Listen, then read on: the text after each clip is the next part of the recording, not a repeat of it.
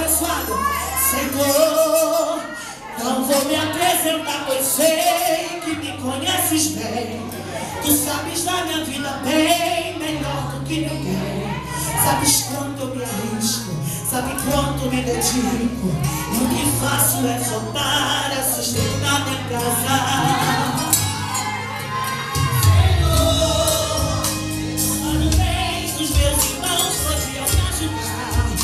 Sou o caçula e vou sozinho no campo apacentar.